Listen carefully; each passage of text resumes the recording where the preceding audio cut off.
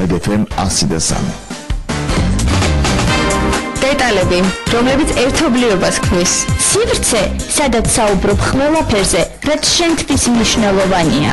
ასაკი, რომელსაც შენი განწყობა განსაზღვრავს.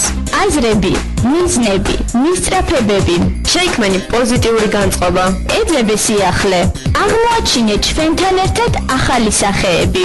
გაუზიარა მეგობრებს შთაბეჭდილებები. ახალი თაობის ახლებური ხედვა. უსმინე FM 103-ს და გქონდეს ამბიცია იყო ახალგაზრდა.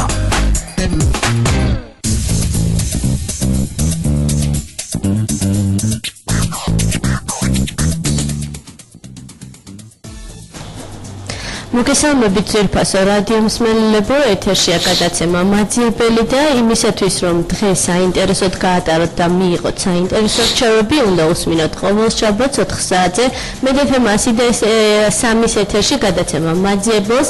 ზუსტად ერთი კვირის შემდეგ ჩვენ ისევ ერთად ვართ და კიდევ ერთხელ მივესალმებით ჩვენს მსმენელს, შუადღე მშვიდობისა ყველას, ვინც ახლა შემოგვიერთდა პირდაპირ ეთერში, თქვენთვის სტუდიაში მუშაობს გადაცემის წამყვანი ქეთი შევაშ მარიამი, ჩემი საყვარელი თანაწამყვანი დღეს არ იმყოფება ჩვენთან ერთად, საკმაოდ წარმატებით მოიგო მაძიებლის ამპულა და ერთ-ერთ საინტერესო ტურში იმყოფება.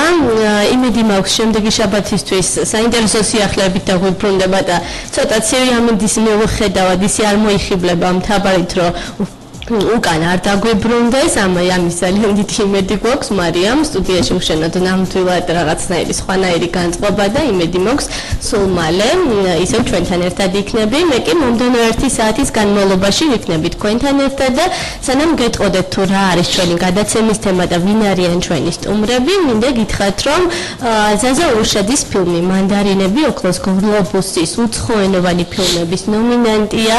53 სხვადასხვა ქვეყნის ფილმებიდან, სწორედ ხუთეულში მოხდა ზაზა ურშაძის ფილმი მანდარინები და ზუსტად ერთ თვეში გაირკვევა მოიპოვებს თუ არა ფილმი ერთ-ერთ შეიძლება ვთქვათ წარმატებულ ჯილდოს ოქროს გლობუსს და ახლა რაც შეეხება დღევანდელ ჩვენს თემას, გეტყვით რომ საკმაოდ საინტერესო პროექტი დაიწყო სახელწოდებით სახელმწიფო 3:0 და ჩვენი დღევანდელი სტუმარი არის ბატონი გივი ჩიქოვანი, განვითარებისა და ინოვაციების ფონდის წარმომადგენელი, რომელიც გვეტყვის თუ რას გულისხმობს ეს პროექტი და რატომ არის ინოვაციური. მადლობა რომ ხარ ბატონი გივი დღეს ჩვენი სტუმარი და დაგვითმეთ დრო. მადლობა მიესალმები მაყურებელს. ესე იგი მე შევეცდები მოკლედ დავხსნათ თუ რას წარმოადგენს ჩვენი პროექტი, რომელიც ინოვაციებისა და განვითარების ფონდის ეგიდით იმართება. პირველ რიგში მინდა რამოდენიმე წამი დავუთმო ინოვაციებისა და განვითარების ფონდის შესახებ. ორი სიტყვა. ესე იგი, ინოვაციების განვითარების ფონდი, ეს არის არასამთავრობო ორგანიზაცია, რომელიც ხელს უწყობს ახალი ბრენდებისა და სერვისების ფორმირებას, აგრეთვე ტრანსრეგიონალური ქსელებისა და ორგანიზაციების განვითარებას. მისი მთავარი ფუნქცია არის სტრატეგიული დაგეგმვა, ახორციელებს სხვადასხვა პროექტებს, როგორც არის საპროგრამო სტაჟირება, მაგალითისათვის აგრეთვე გაცვლითი პროგრამები და ასე შემდეგ. ხელს უწყობს ფონდი არის დაახლოებით 1 წელი დაახლოებით რაც ფონდი შეუდგა თავის საქმიანობას. მის ყველაზე გამორჩეული და ერთ-ერთი მასშტაბური პროექტი არის სახელმწიფო 3:0, რაც გულისხმობს რეფორმების ახალ ტალღას საქართველოში, განვითარების ახალ ტალღას. ესე იგი, ჩვენ გვჯერა რომ მომხმარებლის მოლოდინები დღესდღეობით არის შემდეგი რომ უნდა იყოს მასზე ორიენტირებული სერვისები, გულისხმობ მოქალაქეს, სწრაფად მოქნილ და ეფექტურად უნდა ემსახურებოდნენ ეს სერვისები მოქალაქეს. ჩვენ მიგვაჩნია რომ ჩვენ დღეს ამჟამად ვიმყოფებით განვითარების ცოტა უფრო ნაკლებ საფეხურზე, ვიდრე ეს არის შესაძლებელი ინფორმაციული ტექნოლოგიების ერაში. ჩვენ მიგვაჩნია რომ ჩვენ დღეს თანამოაზრეებთან ერთად, იმ ადამიანებთან ერთად, რომლებიც ჩაერთვებიან ამ პროექტში და მონაწილეობას მიიღებენ, უნდა დავაყენოთ ახალი საფეხური განვითარების სახელმწიფოსა, გულისხმობთ მესამე ტალღას განვითარების ამ სახელმწიფოს 3:0 და მე ავხსნე კონკრეტულად თუ რას ნიშნავს ეს 3:0 და რატომ 3:0 და არა თქვა რაიმე სხვა ციფრი. ძალიან საინტერესოა 3:0, ცოტა ესეთი დამოკიდებელი. შორიდან უფრო გასაგები იყოს ეს სახელმწიფო 3:0-ის სტრუქტურა და მექანიზმები. ეს არ არის ესე ვთქვათ ყურით მოტანილი თემა, რა თქმა უნდა, ეს მოდის განვითარების გლობალიზაციის სამი საფეხურიდან. მოგეხსენებათ ყველას ეცოდინება ალბათ, მაგრამ ეს შევახსენებთ ჩვენს ტელემაყურებლებს, რომ გლობალიზაციას აქვს სამი საფეხური მსოფლიოში, ეს არის 1-0, 2-0 და 3-0. 1-0 საფეხური გლობალიზაციის იყო ანტიკურ პერიოდში, როდესაც სახელმწიფოები თანამშრომლობდნენ ერთმანეთთან, ანუ სახელმწიფოები ცვლიდნენ მსოფლიოს. შემდგომში ინდუსტრიალიზაციის პერიოდში, როდესაც ორგანიზაციები შეიქმნა, უკვე ორგანიზაციები ცვლიდნენ მსოფლიოს, პირდაპირ ვთქვათ, ეს როკფელერების ორგანიზაციები, JP Morgan-ები, აუცი როჩილდები, ასე შემდეგ და ასე შემდეგ, ეს უფრო მსხვილი კომპანიები ვახსენე, მაგრამ რა თქმა უნდა, სრული კომპანიებიც საშუალო ორგანიზაციებიც შექონდა ძალიან დიდი წვლილი მსოფლიოს ფორმირებაში პირდაპირ ვთქვათ. ხო, დღესდღეობით, როდესაც ინფორმაციული ტექნოლოგიების ერა დადგა, როდესაც ჩვენ გვაქვს ინტერნეტი, როდესაც კომუნიკაცია ესოდენ მარტივად ხდება ადამიანთა შორის, დღეს ჩვენ ვიმყოფებით გლობალიზაცია 3-0-ის ერაში, განვითარების მესამე ფაზაში, როდესაც უკვე ადამიანები თანამშრომლობენ, კოოპერირებენ და ესე ვთქვათ, ადამიანების თანამშრომლობის შედეგად იცვლება მსოფლიო. ანუ ადამიანებს დღესდღეობით ინდივიდებს შეუძლიათ შეცვალონ მსოფლიო, ამაზეა საუბარი. და მე არ ჩამოვთვლი იმ ადამიანების სახელდაგვარებს, რომელსაც მაგალითად შეუძლიათ მსოფლიო. ერთ-ერთი შეიძლება თუ აიც მოგვიწია დასახელება თქვა Facebook-ის დაფუძნებელი, რომელმაც შეცვალა ნამდვილად ჩვენი ცხოვრების სტილი მთლიანად შეცვალა. Bill Gates-ი და ასე შემდეგ, ანუ ჩვენ გვჯერა რომ განვითარების მესამე ფაზაზე ინდივიდებს შეუძლიათ თავიანთი ცხოვრების და სხვისი ცხოვრების შეცვლა. ანუ ეს ყველაფერი არის საინფორმაციო ტექნოლოგიებისა და განვითარების იმ ეტაპის გამო, რა ეტაპიც ახლა დადგა მსოფლიოში. ისე როგორც ამ გლობალიზაციას, აგრეთვე სახელმწიფოებსაც გააჩნიათ განვითარების თავიანთი ფაზები. ეს არის კონკრეტულ სამ ფაზაზე ვისაუბრებ მე.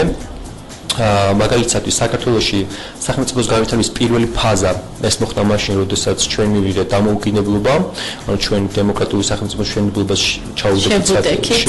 ჩაუდექით სათავეში 2003 წლამდე ვარდების რევოლუციამდე. ესე იგი, რა ხდებოდა სახელმწიფო 1-0 ფაზაში საქართველოში, ხო? ანუ 1-0 ფაზაში იყო კაცრი ბიუროკრატია, იყო კორუფცია, იყო ნეპოტიზმი, იყო ორგანიზებული დანაშაული, იყო მაღალი მაჩვენებელი კრიმინალის, ალბათ ყველა დამეთანხმებით ამაში. და რა მოხდა სახელმწიფო 2-0-ის შედეგად, ანუ რევოლუცია 2003 წლიდან, ხო? რა თქმა უნდა, რასაც ახლა ვიტყვი და რა თქმა უნდა 3-0-საც თავისი ხარვეზები აქვს, ესე ვთქვათ, ყოველთვის ვამბობ ხოლმე, რომ ის პრობლემებიც შენ უკვე ჩამოთვალე, დღესაც შეიძლება მოიცემნოს და საკითხი დაისვას ამ მიმართულებით. ფარდობითია, ანუ სახელმწიფო 2-0-ის დამახასიათებელი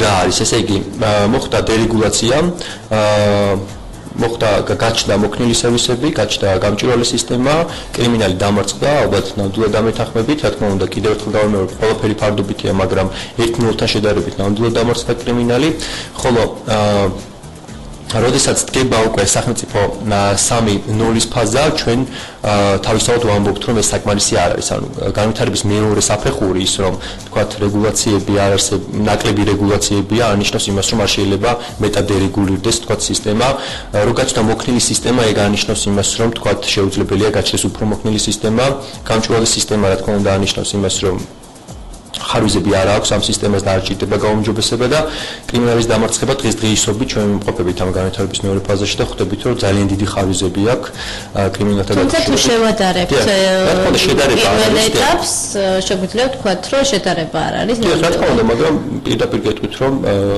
ადამიანების მიდგომა და მენტალიტეტი შეიცვალა ამ მიმართულებით. მე ვფიქრობ, მენტალიტეტი არ შეიძლება თავარი როგორ მუშაობს ზოგადად სტრუქტურა, როგორ მუშაობს სახელმწიფო და რა რეფორმებს ატარებს იმისათვის, რომ კრიმინალი დამარცხდეს საბოლოოდ. ანუ საუბარი მაქვს რაზე, დღესდღეობით ჩვენ უნდა დავაყენოთ თანამოაზრეებთან ერთად, ჩართულ ადამიანებთან ერთად, იმ ადამიანებთან ერთად, რომლებიც ჩაერთვებიან ამ პროექტში და მე ახლა ხაზს გავუსმოთ, როგორ ხდება ამ პროექტში ჩართვა. ეს ხდება ელემენტარული აპლიკაციიდან IDFG, ვიმეორებ www.idfg-ზე არსებობს აპლიკაცია სახელმწიფო 3-0 ჩანართში, სადაც შეეძლებათ ნებისმიერ მსურველს საარჩევნო მიმართულებები და ჩაერთონ ამ პროექტში, ანუ ჩაერთონ სახელმწიფოს 3-0-ის მშენებლობაში და რას ნიშნავს ეს 3-0, ამაზე მე ვისაუბრებ ახლა. ესე იგი, სახელმწიფო სამნოს ანუ განვითარების მესამე ტალღას საქართველოში, რომელსაც დაარყენებს, ესე ვთქვათ, ყველა ჩართული მხარე ამ პროექტში, აქვს 5 მთავარი პრინციპი. ეს პრინციპები არის დეკონცენტრაცია, დერეგულაცია, დეცენტრალიზაცია, დემონოპოლიზაცია და დებიუროკრატიზაცია. ძალიან ესე ვთქვათ, სწრაფად გავივლი თუ რას ნიშნავს ეს პრინციპები, ან რას დააკავშირებს. ცოტა მოგვიანებით დაგაწყვეტინოთ ბატონო გივი, სულ ცოტა ხნით შევისვენოთ რეკლამაზე გავიდეთ და პრინციპებზე და თუ როგორ მოახერხებს ამის განხორციელებას და სისრულეში მოყვანას განვითარების და ინოვაციების ფონდი რეკლამის შემდეგ ვისაუბრებთ.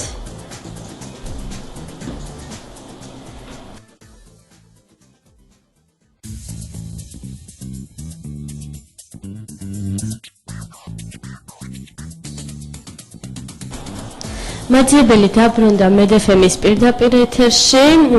თქვენ შეგიძლიათ დარეკოთ ნომერზე 2421003 და დაუსვათ კითხვა თქვენთვის სასურველი კითხვა ბატონ გივი ჩიქოვანს, რომელიც არის განვითარებისა და ინოვაციების ფონდის წარმომადგენელი და სანამ რეკლამაზე გავიდოდით, ბატონ გივი ჩვენ საუბრობდით სახელმწიფო სამინოლის პრინციპებზე და შეგვიძლია განვავრცოთ თუ რას გულისხმობს სახელმწიფო სამინოლის პრინციპები, ძირითადად რას ეფუძნება ეს პროექტი. კი ბატონო, ანუ პროექტს გააჩნია 5 მთავარი პრინციპი, ანუ ეგ ეწოდებული 5D, როგორც ამას ჩვენ ვეძახით, ეს არის დეკონცენტრაცია, გავიმეორებ თავიდან, დერეგულაცია, დეცენტრალიზაცია, დემონოპოლიზაცია და დებიუროკრატიზაცია. დეკონცენტრაცია ეს ნიშნავს დეკონცენტრაცია ძალაუფლებისა, ანუ არ ვართ მომხრე რომ ძალაუფლება იყოს კონცენტრირებული ერთ წერტილში. ამისათვის მაგალითად არსებობს სხვადასხვა მაგალითები, როგორიც არის წინა განვითარების საფეხურზე შინაგან საქმეთა სამინისტროში და ეხლაც ამჟამად კონცენტრირებული არის მაგალითად მოსმენები, კრიმინალისტიკური სამსახური, საპატრულო პოლიცია. შეიძლება ითქვას, რომ იგივე კონცენტრირებული არის ერთ წერტილში. კონცენტრირებული არის ერთ წერტილში, ისე. და არ აქვს მათ იმის სტიმული, რომ ერთმანეთი აკონტროლოთ, უფრო რაღაც მაბიჭურ დამოკიდებულებაში არიან. ანუ ჩვენ ვართ მაქსიმალურად ესე ვთქვათ, ეს მაქსიმალურად მემარჯვენე პროექტი არის, ესე ვთქვათ, ანუ ჩვენ ვართ მომხრე მაქსიმალური დეკონცენტრაციის ძალაუფლებისა ერთ წერტილში. მეორე პრინციპი ეს გახლავთ დერეგულაცია, ანუ ჩვენ ვართ მომხრე მაქსიმალურად ნაკლები რეგულაციების სახელმწიფოში. ჩვენ ვართ მომხრე მაქსიმალურად მეტი დეცენტრალიზაციის, ანუ ჩვენ გვსურს რომ მეტი ძალაუფლება ქონდეს თვითმმართველობებს, გამგებლები იყვნენ მყარად და ქონდეს ძალაუფლება, ამისათვის ერთ მაგალითს ვიყენებთ ხოლმე, რომ აი მაგალითად თქვენთან მაქვს კითხვა ესეთი, შეგიძლიათ თუ არა დამისახელოთ ერთი წარმატებული გამგებელი მაგალითისათვის. შეგიძლიათ შეგიძლიათ მკითხოთ ყველაზე ხმაურიანი გამგებელი ყველაზე არა, აი წარმატებული გამგებელი თუ გსმენიათ. აქსმენიათ. ხო ეს არ არის ესე ვთქვათ შემთხვევითი.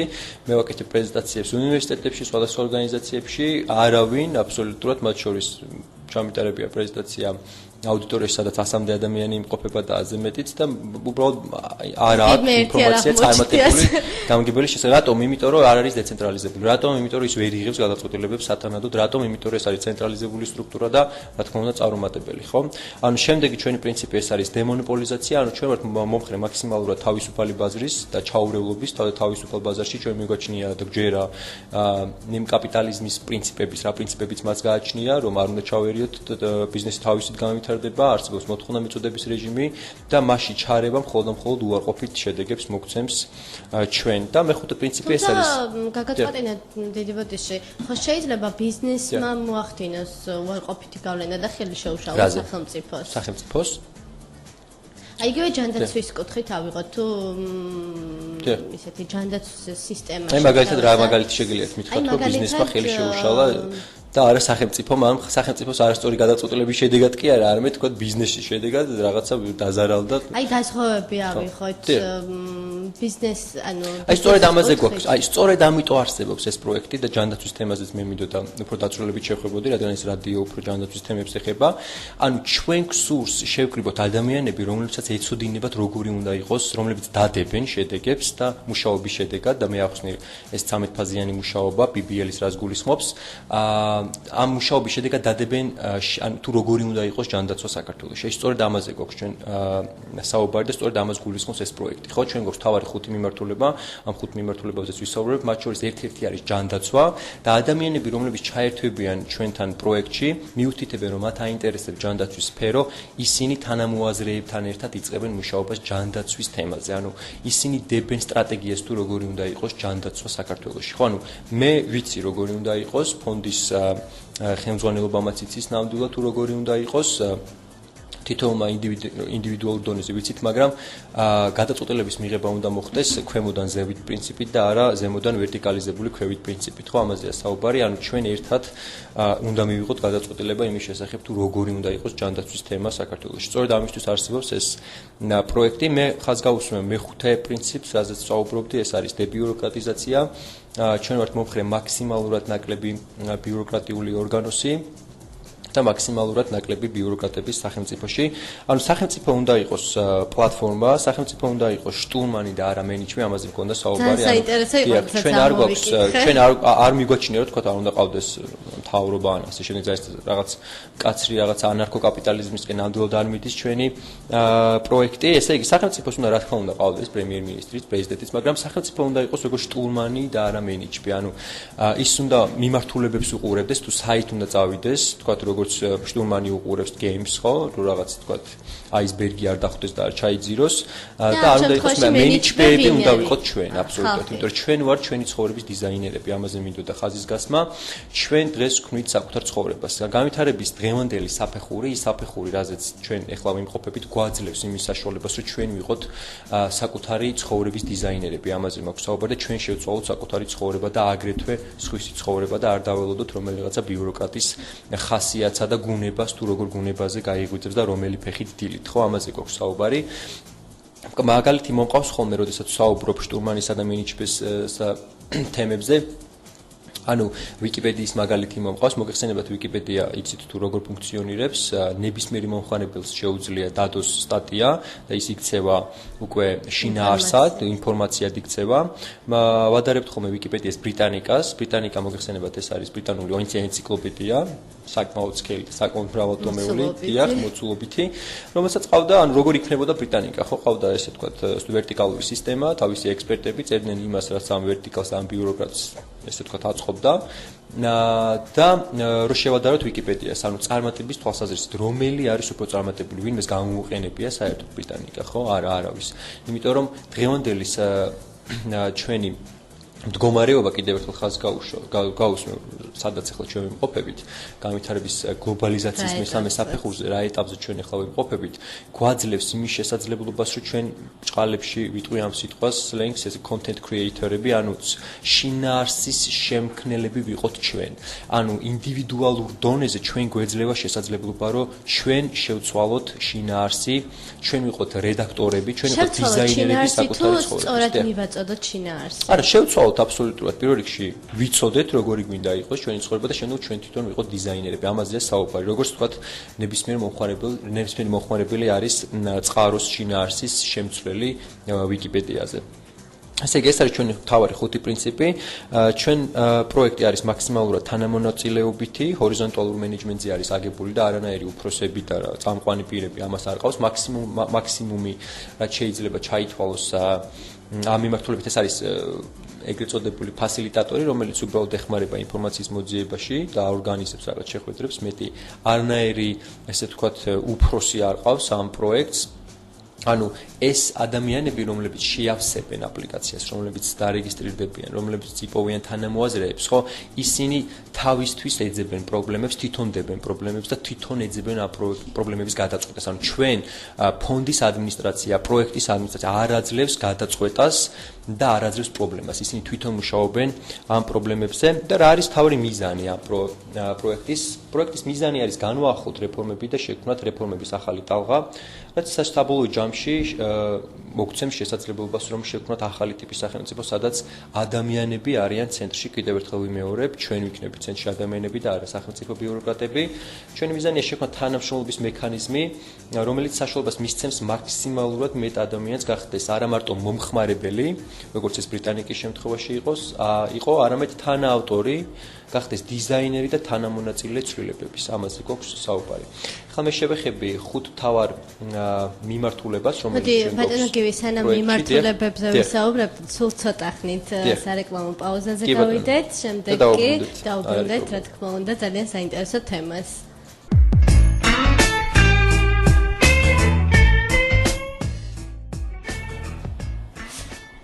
მაძიებელი დაუბრუნდა მედეფემის პირდაპირ ეთერს, მგონი საკმაოდ საინტერესო სიახლეს მიაგნო სახელმწიფო 3.0-ის პროექტის სახელწოდებით. ჩვენი დღევანდელი სტუმარი არის ბატონი გივი ჩიქოვანი, განვითარებისა და ინოვაციების ფონდის წარმომადგენელი.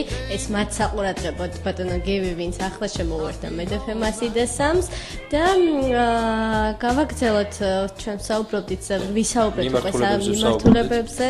და ძირითადი მიმართულებები რა არის სახელმწიფო ანუ პროექტში ჩართულ ადამიანს მოუწევს აირჩიოს ან 5 მიმართულება ან 12 თვითმმართველი ქალაქი, რომლის განვითარებაზეც იზრუნებს და რომლის განვითარების სტრატეგიაზეც იმუშავებს თანამოაზრეებთან ერთად. ესე იგი, ჩამოთვლი 12 თვითმმართველ ქალაქს, რომელიც აპლიკაციის შევსებისას პროექტში დარეგისტრებულ მსურველს. ეს ყველაფერი მითითებულია. კი, რა თქმა უნდა, მითითებულია. კიდევ ერთხელ გავიმეორებ საიტს IDFG. ესე იგი 12 თვითმმართველი ქალაქი ამბროლაური, ახალციხე, ბათუმი, გორი, ზუგდიდი, თბილისი, თელავი, მცხეთა, ოზურგეთი, რუსთავი, ფოთი და ქუთაისი. აი ამ ქალაქების განვითარების სტრატეგიაზე შეუძლიათ მუშაობა. იმ ადამიანებს, რომლებიც დაინტერესებული არიან, კონდეთ ამ ქალაქების განვითარების სტრატეგია და შემდგომ ვისაუბრებ ეს სტრატეგია 12-ვეზე ქმნიან სტრატეგიას თუ 12-ვეზე შესაძლებელია თუ 5 მიმართულებას აირჩიოს, რომელსაც ახლა მე ვისაუბრებ. ეს 5 მიმართულება არის განათლება, ჯანდაცვა, სამართალდამცავი სისტემა, სახელმწიფო სერვისები და ეკონომიკა.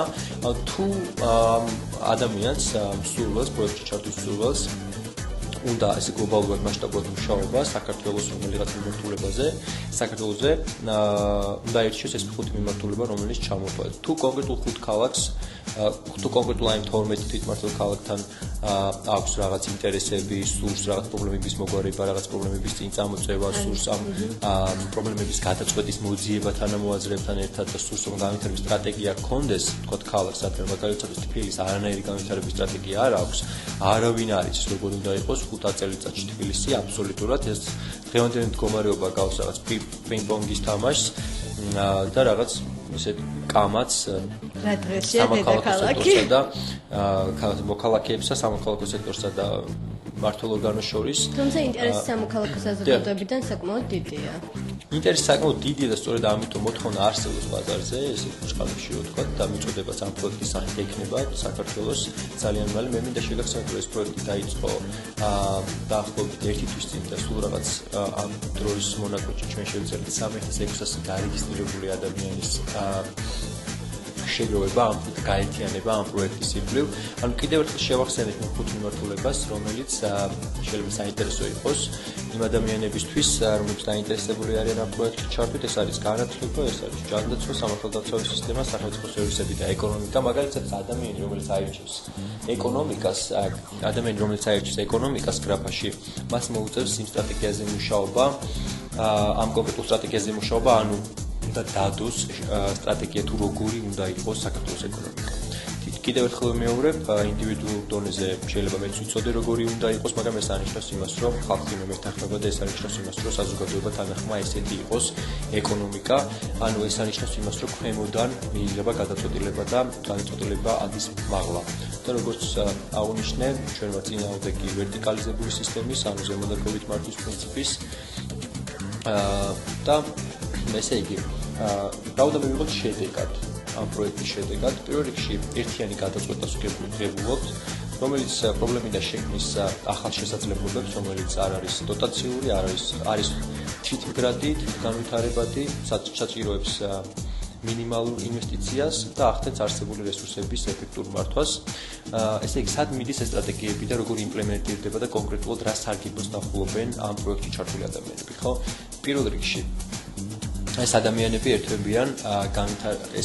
ერთვებიან PBL-ის მეთოდით 13 ფაზიან საგანმანათლებლო, ესე შეიძლება ითქვას პროგრამაში, ანუ PBL-ს, ანუ problem based learning-ს, ანუ ანალოგსაც თქვენ აკეთებთ. დიახ, ანუ ეს ადამიანები, რომლებიც შეავსებენ ამ აპლიკაციას ჩაერთვებიან ამ 13 ფაზაში. ესე იგი, პირველ ფაზა რას გულისხმობს? პირველ ფაზაში, ანუ PBL-ის მეთოდით, ანუ პრობლემებზე ორიენტირებული სწავლების ეს 13 ფაზა რას გულისხმობს? პირველი ფაზა ეს არის ჯგუფებად დაყოფა და ფუნქციების გადანაწილება. ანუ ეს ადამიანები ერთიანდებიან საერთო აზრის ირგვლივ, საერთო მიმართულებების ირგვლივ. მონაწილეები იყოფიან მცირე ჯგუფებად, შემდგომ და თითო ჯგუფში რამდენი ბავშვი? 15 ადამიანი იქნება. ჯგუფები ერთიანდებიან ერთი პრობლემის გარშემო. ფუნქციების გადანაწილება ხდება ჯგუფის წევრებს შორის. და ბატონგივი, ანუ ინდივიდუალურად ხდება ეს დარეგისტრება და არა, რა თქმა უნდა ინდივიდუალურად ხდება, შემდგომ ხდება ამათი შემდგომ ყოველობონ ეს ადამიანები თანამოაზრებებს იმ ადამიანებს, რომლებსაც აქვთ თვითონ ირჩევენ თუ განვითარების ფონდი არის შემთხვევითი, ანუ თავი არის რომ თანამოაზრეებმა ერთმანეთი იპოვონ. თავი არის რომ რამოდენიმე ადამიანი გაერთიანდეს ერთი პრობლემის გარშემო, აი ეს არის თავი, ხო, ეს წარმატებულად ფორმირდება პროცესში. მეორე ფაზა გულისხმობს პრობლემების პრეზენტირებას, ანუ პრობლემების პრეზენტირებას ჯგუფის წინაშე ახდენს ტუტორი, ანუ ფასილიტატორი. ამ ეტაპზე ხდება ჯგუფების წევრებისთვის პრობლემების აქტუალურობის წარმოჩენა. მესამე ფაზა, რომელიც გულისხმობს დისკუსიას პრობლემების გაგებისთვის, ჯგუფის წევრები და ფასილიტატორები განიხილავენ დასმულ პრობლემას და მისი შემადგენელი ცნებების გააზრებას. პრობლემების უკეთ გაგებისთვის ახდენენ ინფორმაციის ფიქსირებას, სხვადასხვა სახით, პრობლემების ფორმულირებას და ასე შემდეგ. რაც შეეხება მეოთხე ფაზას, მეოთხე ფაზაზე ჯგუფის წევრები ახდენენ იმის იდენტიფიცირებას, თუ რა ფაქტების შესახებ აქვთ მათ ინფორმაცია და ცოდნა, რა ფაქტებზე ესაჭიროებათ ახალი ინფორმაციის ცოდნის მოპოვება, რისი ცოდნა და გაკეთება სჭირდებათ პრობლემების გადასაჭრელად. ანუ ინოვაციებისა და განვითარების ფონდი მზად არის დაუორგანიზოს დისკუსიები, დაუორგანიზოს კონფერენციები, მოახდინოს შეხვედრები და დააორგანიზოს შეხვედრები იმ ადამიანებთან, რომელ ადამიანთანაც მოისურვებს ეს ჯგუფი კონკრეტულ გასაუბრებას, ეს იქნება ინტერვიურება, ეს იქნება საექსპერტო დონეზე თქვა რაღაც ინფორმაციის მიღება, კონსულტაციები და ასე შემდგომ. მეხუთე ფაზა ეს არის ინფორმაციის მოპოვება, ანუ ჯგუფის წევრები მოიძიებენ, აზიარებენ, აფასებენ ინფორმაციას, აფასებენ და აზიარებენ პროცესებს, რომლებიც სასარგებლო იქნება იმისათვის, რომ მეტი ინფორმაცია მიიღონ იმ პრობლემების ირგვლივ, რომელ პრობლემაც მათ წამოწიეს წინა ფლანგზე. ანუ ცოდნის მიღება ხდება სხვადასხვა გზით, ეს არის ლექციები, ინფორმაციული რესურსები, ინტერვიურება, როგორც აღნიშნე. და ამ ყველაფერს ფონდი რა თქმა უნდა, მონაწილეები, ანუ ფონდი უზრუნველყოფს პირველ რიგში მინდა აღნიშნო, რომ ეს გუნდი, ესე ვთქვათ, თვითონ იწყებს ამ პროცესებს, ანუ თვითონ აკეთებს ამ პროცესებს. ხო, რაღაც ორგანიზებაში რა თქმა უნდა ფონდი ეხმარება, მაგრამ თავი დრაივი ეგრეთ წოდებული არის თვითონ ეს ჯგუფი და თვითონ ეს ინდივიდები, რომლებიც მონაწილეობას ღებულობენ ამ პროექტში. ესე იგი, ვსაუბრობდი მეხუთე ფაზაზე, მონაწილეები ახდენენ საკითხების დავიწროებას კონკრეტული მიმართულებით. ხოლო მეექვსე ფაზა უკვე გულისხმობს პრობლემების გადაწყვეტას. მონაწილეები წარმოადგენენ გადაწყვეტებს და ახდენენ განსხვავებული ასპექტების განხილვას თვითონ შიგნით ჯგუფში და აკეთებენ პრობლემების გადაჭრის ვარიანტების სრულ ჩამონათვალს. ანუ რაღაც კონკრეტული პრობლემა, რომელიც არსებობს, თქვა კონკრეტული თვითმმართველი ქალაქთან დაკავშირებით, კონკრეტული მიმართულებასთან დაკავშირებით, მაგალითად ჯანდაცვასთან დაკავშირებით, ახდენენ ჩამონათვალს. თუ როგორ, ანუ ეს პრობლემა რა ვარიანტებით შეიძლება იქნეს გადაჭრილი, რა თქმა უნდა. და ღებულობენ. ალბათ ყველაზე მნიშვნელოვანია. და თავი მიზანი რა არის, რომ საუკეთესო გადაწყვეტა იქნეს მოძიებული აი ამ სიიდან და ანუ ჯგუფმა შეძლო საუკეთესო გადაწყვეტის პოვნა. მეშვიდე ფაზა ეს გულისხმობს საუკეთესო გადაწყვეტის დამუშავებას, ჯგუფი ახდენს გადაწყვეტის დეტალურ გაწერას, ჯგუფი ამზადებს პრეზენტაციას, ჯგუფი ახდენს რეფლექსიას, არედაქტირებს დოკუმენტაციას. მეორე ფაზაზე უკვე ხდება ამ კონკრეტული გადაწყვეტის პრეზენტირება. ეს ყველაფერი ხდება თვითონ შიგნით ჯგუფებში. ჯგუფები ახდენენ მათ მიერ შემოშავებული გადაწყვეტების საჯარო პრეზენტაციას თან ახლავს დისკუსია, რა თქმა უნდა. და მეცხრე ფაზა შეფასების ფაზა, მონაწილეები, ჩართული მხარეები ახდენენ შეფასებას. ანუ ჯერ პირველ რიგში მონაწილეები ერთმანეთს აფასებენ, ჯგუფები აფასებენ ერთმანეთს, თუ როგორ იქნა ჯერ ამორჩეული. ეს რამე ერთმანეთის შეფასება და უშუალოდ ეს აბსოლუტურად სუბიექტური არის, თავი არის რომ მოხდეს შეთანხმება, ეს არის თავი პრინციპი. მონაწილეები და როგორც ვთქვი, ჩართული მხარეები, ეს შეიძლება იყვნენ ექსპერტები, ეს შეიძლება იყვნენ ის ადამიანები, რომლებიც დაინტერესებული არიან აგრეთვე ამ პრობლემის გადაჭრით. ანუ ჯგუფი მთლიანად საკუთარი თავის, ასევე ჯგუფის დანარჩენი წევრების მეშვეობით ახდენენ ამ პრობლემის შეფასებას. ესე იგი ჩვენ გადავდივართ უკვე ერთი წუთით. მეათე ფაზაზე უკვე ხდება ამ კონკრეტული, ანუ საბოლოო ჯამში შეფასება, ანუ ჯგუფებს შორის ჯერ არჩეული ერთი კონკრეტული პრეზენტაციების, ანუ მიდის უკვე დავიწროება, ესე ვთქვათ, ამ კონკრეტული გადაწყვეტის, შეფასებული გადაწყვეტის და ეს ჯგუფები ერთიანდებიან ერთსა და იმავე, ესე ვთქვათ, კონკრეტული პრობლემის ირგვლივ. ეს გახლავთ ერთი წუთით ჩვენი ესე იგი ეს არის ბოდიში 10 ფაზიანი, ანუ ეს არის მეათე ფაზა ჩვენი PBL-ის, ანუ problem based learning-ის შემდგომში რა ხდება? ანუ როდესაც ეს ადამიანები დებენ ამ კონკრეტულ შემთხვევაში განვითარების სტრატეგიას, ანუ შეთანხმებულები არიან, უკვე შეფასებულია ეს სტრატეგია და მიაჩნიათ საუკეთესო გადაწყვეტად რაღაც კონკრეტული პრობლემების ჩამონათვალის, შემდგომ რა ხდება? ბატონო, გაგაწყატინებთ, აი ყველაფერი არის ძალიან დეტალურად გაწერილი, ეტაპობრივად, თითოეული ფაზა რა დროს მოიცავს, სანამ ვიტყოდეთ შემდგომ რა ხდება, აი თითოეული ფაზა მოიცავს რამოდენიმე დღეს, ძალიან სწრაფად ხდება ეს ყველაფერი, მინდა შეგახსენოთ. ერთ კვირაში ეს არ არის რაღაც კვირაში ორი ფაზა დაახლოებით ესე ხდება. 2 საათის შეიძლება საქმეა. კვირაში ორი ან კვირაში ერთი გააჩნია ჯგუფს, გააჩნია მათ მუშაობის რეჟიმს, გააჩნია მათ სისტრაფეს, მაგრამ კვირაში ერთი ან კვირაში ორი ფაზის მოსწრება აუცილებლად უნდა მოხდეს, რათა დროში განგრძობითი არ გახდეს ეს პროექტი. და რა ადამიანები როგორცაც თქვენი ფონდი ერთებს, ამას ნამდვილად მოახერხებთ. კი, ნამდვილად და რა თქმა უნდა რესურსი არსებობს. ძალიან გონება გახსნილი ადამიანები არიან ჩართული ამ პროექტში და ზოგადად ახალგაზრდობა დღევანდელი არის ზუსტად ესეთი, როგორც სჭირდება ამ პროექტზე დარწმუნებული ვარ, ეს ადამიანები დააყენებენ ამ კონკრეტული განვითარების მესამე ფაზას საქართველოში. და საუბრობდი იმპლემენტაციაზე. ანუ ეს სტრატეგიები როგორ უნდა იმპლემენტირდეს, ხო? ნუ მესმის დავდეთ სტრატეგია, შემდეგ რა ხდება, რას უშვებით ამ სტრატეგიებს, ხო? დიახ, რა თქმა უნდა, საკმაოდ რთული პროცესია, მაგრამ ინოვაციებისა და განვითარების ფონდს აქვს აგრეთვე ასოცირებული სხვა პროექტები ამ პროექტთან, რომლის მეშვეობითაც ხდება იმპლემენტაცია ამ სტრატეგიების. მაგალითად, ინოვაციებისა და განვითარების ფონდს აქვს საპარლამენტო სტაჟირების პრობლემა, გაზაფხულის სეზონზე ჩვენ მივიღეთ 100 სტაჟიორი პარლამენტში, ანუ ისინი მუდმივად ესწრებიან საკომიტეტო მუშაობებს, ისინი ჩართული არიან საკომიტეტო მუშაობებში, ანუ ამ სტრატეგიის იმპლემენტაციას კანონით როგორც ინიციატივა შეუძლია დაამუშავონ, ანუ და შეუძლიათ აქციონ როგორც კანონად პირდაპირ ვთქვათ, ხო, ანუ ამის იმპლემენტაციის პირდაპირი საშუალება ეძლევათ ამ პროექტის მეშვეობით. პლუს ამას ეძლებათ გაპიარებისა და სხვადასხვა თანამოაზრეებთან გაზიარების შესაძლებლობა ისეთი პროექტების მეშვეობით, როგორც არის ENIX-ი, მაგალითადvis, მოგეხსენებათ ENIX სპიკერი ეს არის უკვე სატელევიზიო შოუ მაესტროზე.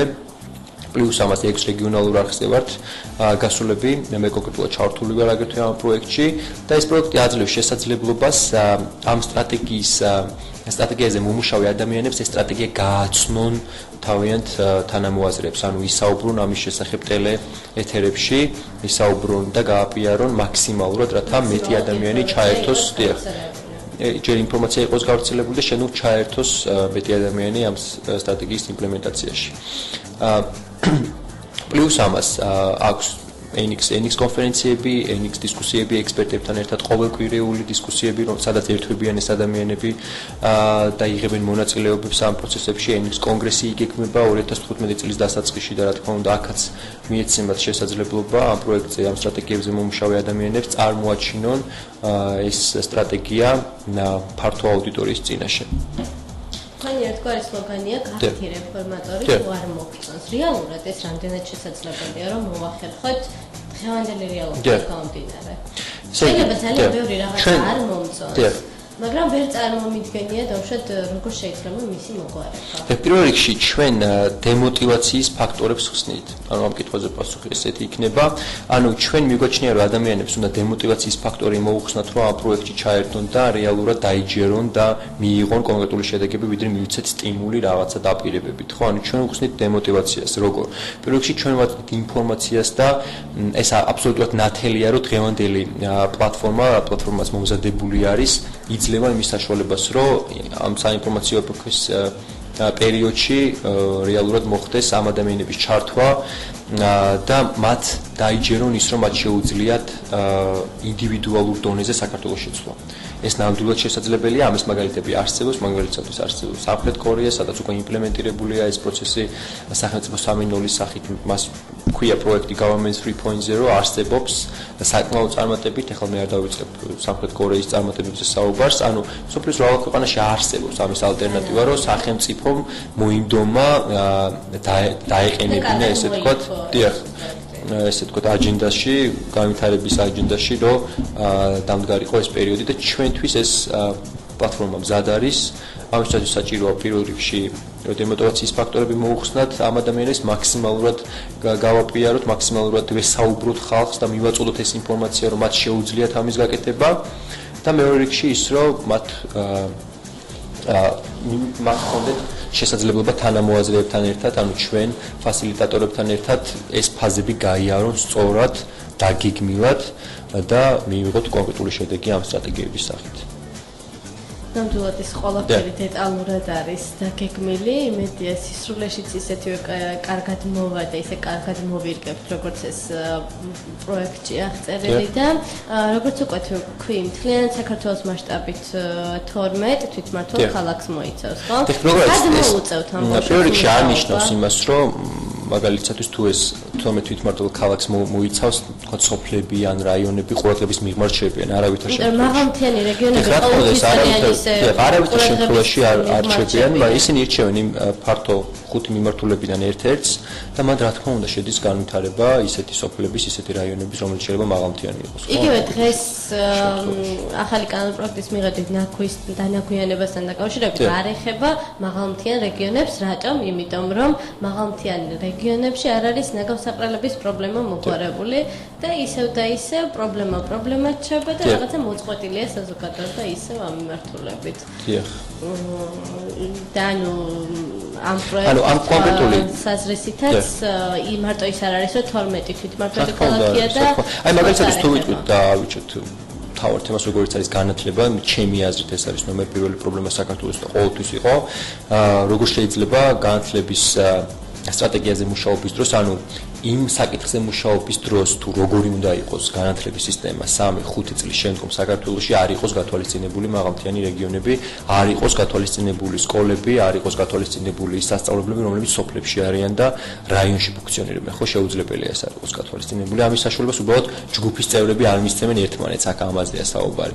და თქვათ იგივე რო ავიღოთ სამართალდამცავი სისტემის შესახებადაც, როგორ შეიძლება ჩვენ დავდოთ სტრატეგია და ვიმუშაოთ იმაზე თუ როგორი უნდა იყოს სამართალდამცავი სისტემა საქართველოში 3-5 წლის შემდგომ და არ გავითვალისწინოთ რაიონები და სოფლები, არ გავითვალისწინოთ თქვათ კრიმინოგენური სიტუაცია ამ კონკრეტულ სოფლებში, არ გავითვალისწინოთ მათი ყოფა და მათი მდგომარეობა ეს თითქმის შეუძლებელი არის და იგივე ეხება ჯანდაცვის ნებისმიერ სფეროს რეფორმასაც აბსოლუტურად რა თქმა უნდა მოიცავს ამ 5 მიმართულებას და შეიძლება ვთქვათ რომ რეფორმების ახალი ტალღა დაიწყო. დიახ.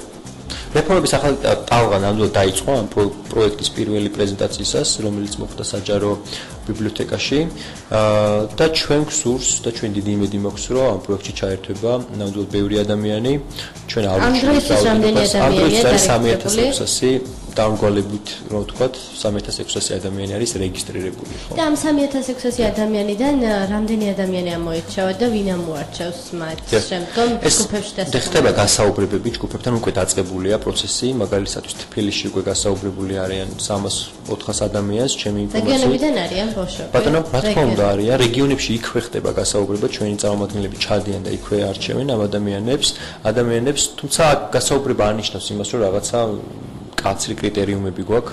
რა თქმა უნდა, შეიძლება ადამიანი იყოს პროფესიით, არ ვიცი, ვეტექიმი და მას მოუნდეს სამართალდამცავ სისტემაზე მუშაობა და მას შეეძლოს რეალურად დიდი კონტრიბუციის შეტანა ამ მიმართულებით. ხო, ჩვენ არ ვზღუდავთ ესეთ ადამიანებს, ვაძლევთ შესაძლებლობას, რომ ჩაერთონ იმ მიმართულებაში, რა მიმართულებასაც აირჩევენ. ჩვენთვის თავარი არის მონდომება პირველ რიგში. ჩვენთვის თავარია, რომ გქონდეთ კრეატიული იდეები, სტიმული და რაც ყველაზე თავარია იცოდნენ პრობლემა, რაში მდგომარეობს და შემდგომ თანამოაზრეებთან ერთად გადაჭრან ეს პრობლემები. ალბათ ყველაზე კარგად, როდესაც საკუთარ თავზე გაქვიაზეთ ესა თუ ის პრობლემა გამოცდილი, უფრო კარგად შეხედავ პრობლემას და რა თქმა უნდა, ამაზეა საუბარი, სხვათა შორის ურბანიზაციას შევეხებოდი ამ თემით. ამ თემით, ანუ ყველა უნდა დავიწყოთ განვითარება კონკრეტული რაიონების, სოფლების იქიდან სადაც არიან, ხო? ანუ ადამიანს წარმატებისთვის არ უნდა ჭირდებოდეს თქვა ქალაქში ჩამოსვლა მაინც და მაინც. ხო, ეს ურბანიზაციის უკვე უფრო ძველი მოდელი არის, როდესაც ადამიანს რაღაცის მისაღწევად ჭირდებოდა ქალაქში ჩამოსვლა. ხო, მაინც და მაინც. მაინც და მაინც ფიქრია ხამარაზე რო საუბარი, რომ ძალიან ძველი 1, 2 და 3 უნივერსიტეტი შეიძლება დავასახელოთ, სადაც ბავშვების უმეტესობა აბიტურიენტებისა აწყდება და შემდეგ ხდება ის, რომ დიდი ნაწილი ვერ აბარებს, ვერ ხვდება. ეს არის ურბანიზაციის უფრო ძველი მოდელი, ვიდრე დღევანდელი მსოფლიო გვთავაზობს, ანუ ყველა ისწრაფვის ქალაქისკენ რაღაც კონკრეტული გადაწყვეტილებების მისაღებად, ანუ წარმატებისთვის ყველა სჯერა და ეს ნამდვილად ესე არის, ეს ტყუილი არ არის, უნდა იცხოვრო ქალაქში, უნდა იმუშაო ქალაქში. რა თქმა უნდა, შესაძლებელია და ამაზე გვაქვს საუბარი, რომ ეს ძველი მოდელია, ახალი მოდელი არის ის, რომ ყველა იქ, ესე ვთქვათ, სლოგანი რა ვთქვათ, ყველა იქ სადაც არის, ხო? ანუ იქიდან ვიწყებთ რეფორმებს, სადაც არის ადამიანი, ხო? ანუ ნებისმიერ სოფელს შეუძლია იყოს წარმატებული თავის სოფელში, რა თქმა უნდა და თავის რაიონში, ხო? მას არ უნდა ჭირდებოდეს წარმატებების შეცვლა, რომ რაღაცას მიაღწიოს, რა თქმა უნდა. ეს წარმატებაც ნუ სუბიექტური განსაზღვრელი საკითხია, მაგრამ ალბათ მსმენელს ეს ფრაზია საუბარი და რამდენი ბავშვი შეირჩევა საბოლოოდ ამ 3600-დან? ესეთი ფიქსირებული რაოდენობა არ გვაქვს, რაც თავისთავად მეტი ადამიანი ჩაერთვება, მით უკეთესი, არ გვაქვს ჩვენ თქვენ ფიქსირებული, რომ 3000 ადამიანი უნდა ჩაერთვოს და 3 დანარჩენებს ტოვებთ გარეთ, ეგრე ნამდვილად არ არის, რაც მეტი ჩაერთვება, მით უკეთესი. შეუბრალოდ ჭირდება კიდევ ერთხელ მეორე ადამიანები, რომელთაც გააჩნიათ სტიმული, мотиваცია, მონდომება იმისა, რომ შეცვალონ ქვეყანაში არსებული მდგომარეობა უკეთესობისკენ. და ამისთვის არსებობს ეს პროექტი რეფორმების ახალი ტალღა, ვისაც სურს ჩაერთოს საქართველოს რეფორმირების ახალ ტალღაში, გთხოვთ შევძანეთ www.idf.gr და შეავსოთ აპლიკაცია პროექტ სახელმწიფო 303.